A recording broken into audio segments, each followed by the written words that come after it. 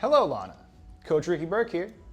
Yes, so this is the stretching portion of all the stretches that I want you to do. I'm going to try to give you a couple different videos, but this one pertains to using these straps. So see these in the background, see if you have these at your gym. We had a couple really good stretches, especially after your cervical neck fusion. We're going to want to move around the shoulder blades as much as possible. It's going to help with shoulder mobility, neck mobility.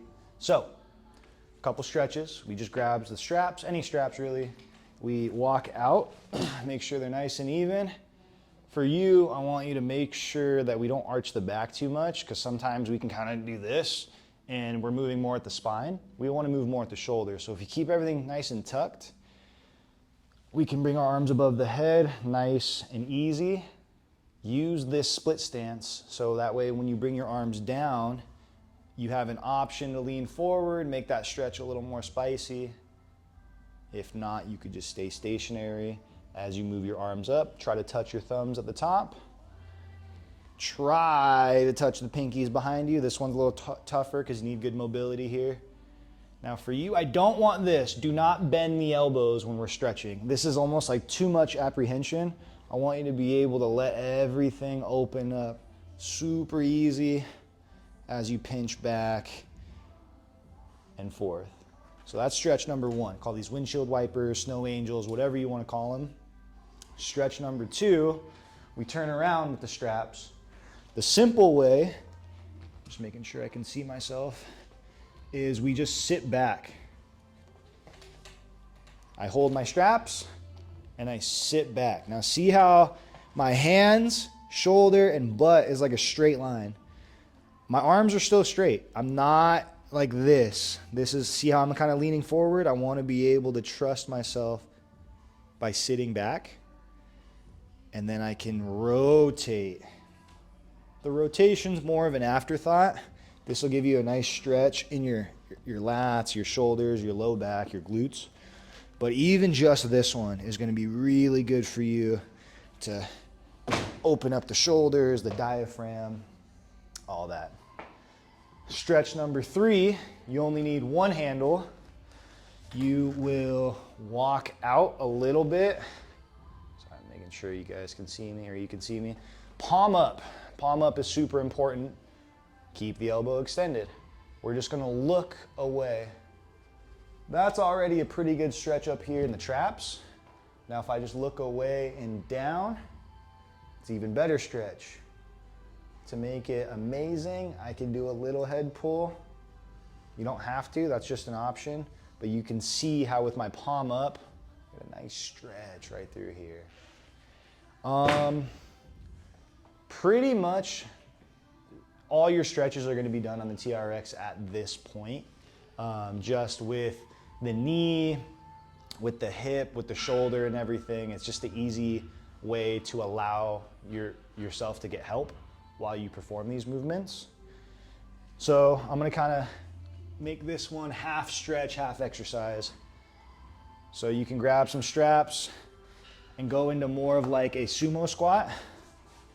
So use these. Like right now, even if I pull on these super hard, I'm not going anywhere. So trust these. I know we get a little apprehensive and you want to kind of bend the arms. Just let your arms go. We go about shoulder distance with the feet.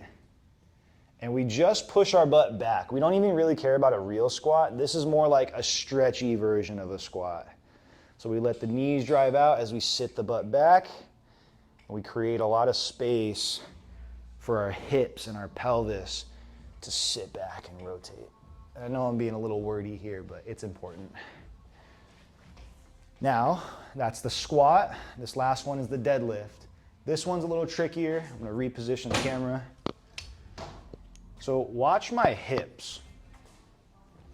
A lot of times, people have a bit of a tendency to fall forward on this one. Look at my hips and look at my feet. If I just pull straight down, and if I push my butt back, you can see how my whole foot is on the ground. There's a little bit of a knee bend, but I'm pushing my butt back so I feel all the stretch right here in my hamstrings.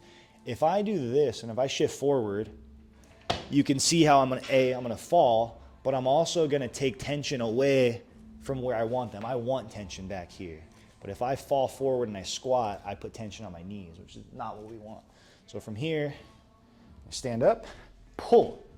As you're pulling continuously, you just sit on back. If you feel like you're stuck and you can't get up, pull. And this will help kind of ease your way back up and down. So this squat and this deadlift is kind of half stretch, half exercise. But the TRX is going to be very important for you to use because it's going to help you. Allow it to help you. People think, oh, I'm cheating. Good, cheat. Cheat for the range of motion that you have. Once you get stronger, we can progress. But right now, this is very solid. This is our cable machine that helped us do some squats and some rows and whatnot. Most gyms have one of these. So you don't have to attach both, even if there's like one attachment at the bottom. You can use a lot of different handles. You can use like 2 individual ones. You can use like a straight bar. I don't really care what you do with your hands on this one. I care what you do with your legs. So any handle that you can hold, it could be 2 separate handles, a bar, whatever's more comfortable. It depends on the machine. Each brand's a little bit different, but we were using about 30 to 40 pounds on our machine. I'm probably gonna want you to use about the same. So it's usually like the 3rd or 4th stack of your weight stack. What this has you do is more of a hingey squat. So just like the TRX, how it helped you, this is gonna kind of help you, but also make it tougher because it pulls you forward. So if I go on my toes, we don't want that. It pulls you forward. So I want you to push through the whole foot. See how my foot's down? As I sit my butt back, my chest goes forward, but I push through my whole foot. And that gives me space for my hips and my pelvis to rotate as I perform my squat. This is what we want. It's okay to lean forward with the hips back. Now, you had a little bit of a tendency to do this, and you can see how that puts a lot more stress on my knees. Also, from a front view, it's called valgus with your, I think it was your right knee caved in a lot. So sometimes if we cave in, we're like, we have no choice but to stay vertical. So if we push this knee out, it allows us to rotate a lot easier and get out of the car easier, get off the couch easier. That's probably gonna be the #1 way I'm gonna want you to squat right now because it teaches you more balance. Sometimes if we just go to sit down on a bench, we kind of plop, right? We kind of do this. And we don't want that. We want nice, slow, controlled movement, especially since you've never been in the gym before. Okay, so the follow-up to the squat would be the deadlift.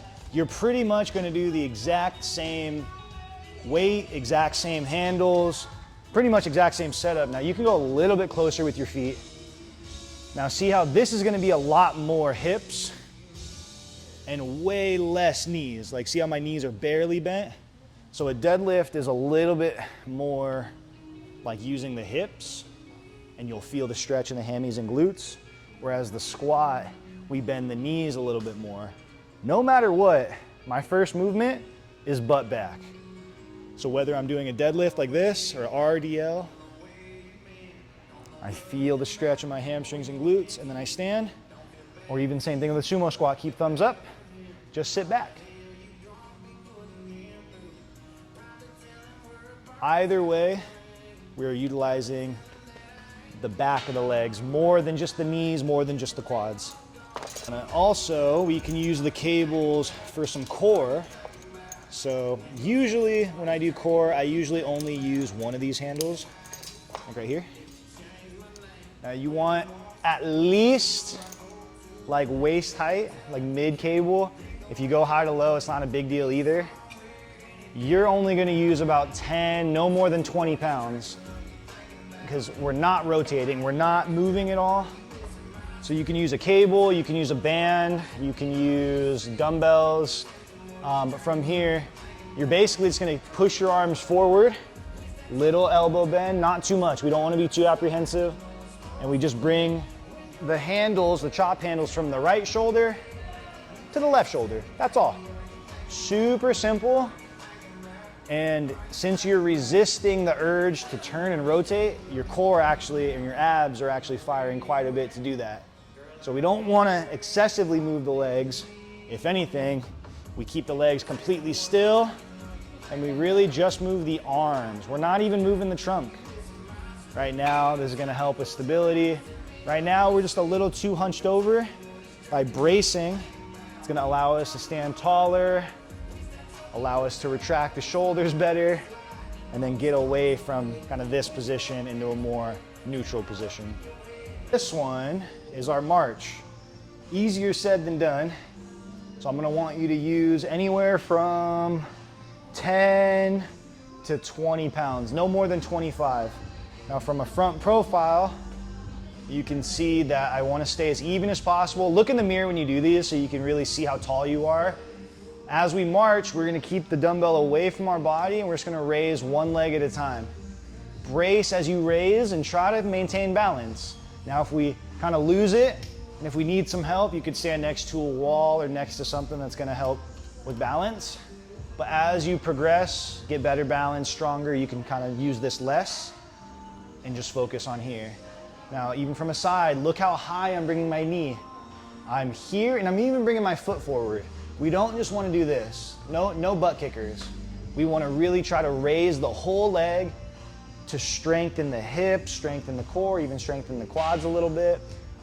This is going to help a lot with stability and longevity as you start to develop more strength. Another variation, this is suitcase, like you're holding a suitcase. You can also do a farmer carry, which would be like, imagine you're holding a wheelbarrow, so you have two hands, and you could do the same thing. You can march, but we can also just walk. So we have a couple different variations. You can also put your arms above your head. You could do one arm. You could do two arms if you wanted to. You could do one arm up, one arm down with another weight, just as long as you're neutral. We don't want to be cocked over. We don't want to be bent. If we're locked and locked, it makes the core have to brace that much more. And as we walk, it just makes it a little more core based, because sometimes when we walk, we're kind of in this slouched over position, the knees cave in. That could cause a lot of neck pain, back pain, knee pain over time. So we just want to make sure that we are moving efficiently. Our wall mobility. This one's simple. We have a couple options. We just put our back against the wall. Try to not lean on the wall. Just be about 6 inches away, palms up. And we just, as we pull like a row, we touch our elbows to the wall. What that's doing is making us pull our shoulder blades back. And that way we're nice and proud with our chest, with our head, with our neck. We don't want to be here in this position, because not only can I not touch the wall, I develop all these imbalances in my neck muscles and my shoulder muscles. We want to try, it's called retract. We want to retract the shoulders as much as possible until we touch, and then we just reach again. This way is a little more simple. A little tougher one, we flip the hands this way, palms down, and we do the same thing at this little higher angle. This is going to allow you to do the same thing, work on those small posture muscles without impact. And last movement we could do on the wall, that's more for the shoulders. This is for the spine now. We bring one foot forward, bring the other foot back, both hands in front of you. Now the hand that's against the wall, I turn it. So my hands are clapped together, but as soon as I come up, I turn the palm this way. I turn towards the wall. As I turn, I kind of let my trunk move. I let my knee move out a little bit, and I wipe the wall all the way around until my hands are together. Once your hands touch again, this left hand or other hand just opens. This is where we can let this foot pivot a little bit to open up the trunk. We touch this side of the wall with the left hand, and then we bring it back. So at full go, one arm wipes the wall, the other one just opens and touches the wall. One wipes the wall, the other open and touches, and then we just switch. Whereas one wipes, one touches. So that's all of our mobility and even low level strength training for the wall, stationary. Our last couple movements pertaining to the shoulders. I want you to focus on getting the shoulder blades to move back here. So we have our band, I like using the yellow one or whatever the light one is. It's usually yellow or light orange. We're gonna go palms up on this one. You could sit, you could stand. I don't really care as long as you're not arching the back too much. Keep everything nice and tight. So as our palms are up and we pull with our arms straight, we just barely touch the chest and we control the way back out in front of us. So we're just here. Touch, control, touch, control. Say about 2 to 3 sets, 10 to 12 reps each. Once you're done with that one, you just flip your hands overhand, about this distance. Bring our arms above our head and we pull it apart as we press. So you end with 90 degrees. I don't want you to do this. Sometimes people do this one, which is fine, but I want you to bend the elbows and keep pushing out. It's gonna make just more muscles fire in the upper back. It's gonna help strengthen that whole upper back and neck area. Then once you're done with those two, you can loop your band around a rig, anything that's stable, and we just row or we pull. So look, my thumbs up, neutral position. As I pull, I stand up tall, my eyes are up, I don't look down, I don't roll forward. Big difference here versus here, right? So the eyes really matter. Arms are straight as I pull. Now look at my back. You can see if I'm here, I'm kind of in like a stretch position. As I pull, I want to pinch a pencil between my shoulder blades. So I'm nice and tight, and then I release that tension. For you, we're a little lopsided, so the more mobility we can get back, the better it'll kind of give you some symmetry in your scapula and your traps up here. We don't want to be here, right? We want to be even. Nice, big, proud chest. Nice, big, proud chest. We can also use this rig or even the TRX straps to stretch, kind of similar to like the windshield wipers. Let's say if you didn't have a TRX strap, you can use a door, like literally a doorway, or you could use a rig. Keep your arms straight, don't bend them. Arms straight, even if your hands kind of sit outside. As you walk forward, give a nice stretch of your pecs, your neck, your shoulders. We can look left, we can look right. You could even bring your hands lower, bring your hands higher, and that's gonna help a lot with the chest, the shoulders, the neck there. Once you're done with your stretch, we wanna kinda light up those muscles to keep them nice and strong. So you're probably gonna have to go higher than this. I'm just using this as an example. This is only about knee height. I probably want you to use something that's like waist height, at least. Look at my feet. One foot's in front of the other, but I put my hands on that box and I use that lead leg, this lead leg, and I keep my butt up and I use that as like a little crutch when I do my push-up. So that way, if you do a couple reps and you're down here and you get stuck, you're like, oh crap, I can't get up. Just push that foot in front of you and let it help you up. That's fine. So in this video, pretty much covered the squat on the cable, the hinge on the cable. So those are two really important movement patterns. And those are the best movements for you at this point. This is a push. We had the cable row or the banded row. The carry is the dumbbell. We can either march, we can walk. And then the rotation is also done from the cable or the band, where we either rotate fully or we don't rotate at all, because those are technically the same pattern. Rotation and anti-rotation are technically the same. Don't overthink this stuff. At the end of the day, everything in this video is just the safest, most efficient way to give you those foundational movement patterns with less impact.